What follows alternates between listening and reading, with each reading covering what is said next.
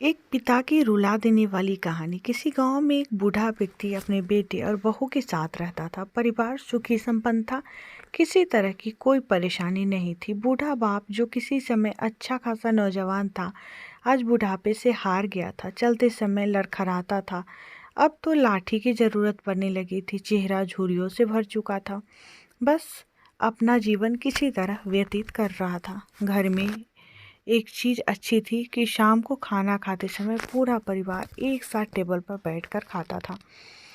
एक दिन ऐसे ही शाम को सारे लोग खाना खाने बैठे। बेटा ऑफिस से आया था, भूख ज़्यादा थी, इसीलिए जल्दी से खाना खाने बैठ गया और साथ में बहू और पोता भी खाने लगे। बूढ़े हाथ जैसे ही थाली उठाने को हुए, थाली हाथ से छिटक गई और थोड़ी दाल टेबल पे गिर गई।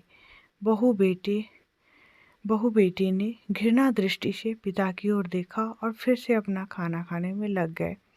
बूढ़े पिता ने जैसे ही अपने हिलते हाथों से खाना खाना शुरू किया तो खाना कभी कपड़ों पे गिरता, कभी जमीन पर। बहू ने चिढ़ते हुए कहा, हे राम, कितनी गंदी तरह से खाते हैं।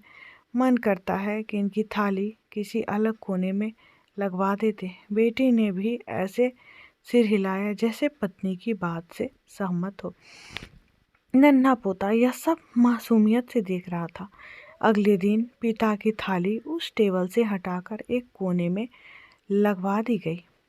पिता की टपटपाती आंखें सब कुछ देखते हुए भी कुछ नहीं बोल पा रही थी। बूढ़ा पिता रोज की तरह खाना खाने लगा। खाना कभी इधर गिरता, कभी उधर। छोटा बच्चा अपना खाना छोड़कर लगातार अपने दादा की तरफ देख रहा था। माँ ने पूछा, क्या हुआ बेटा, तुम दादाजी की तरफ क्यों देख रहे हो और खाना क्यों नहीं खा रहे हो?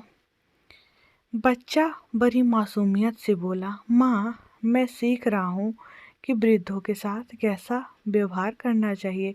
जब मैं बड़ा हो जाऊँगा और आप लोग बड़े हो जाओगे तो मैं भी आपको इसी तरह कोने में खाना खिलाया करूँगा। बच्चे के मुंह से ऐसी बातें सुनते ही बेटे और बहू दोनों काँप उठे।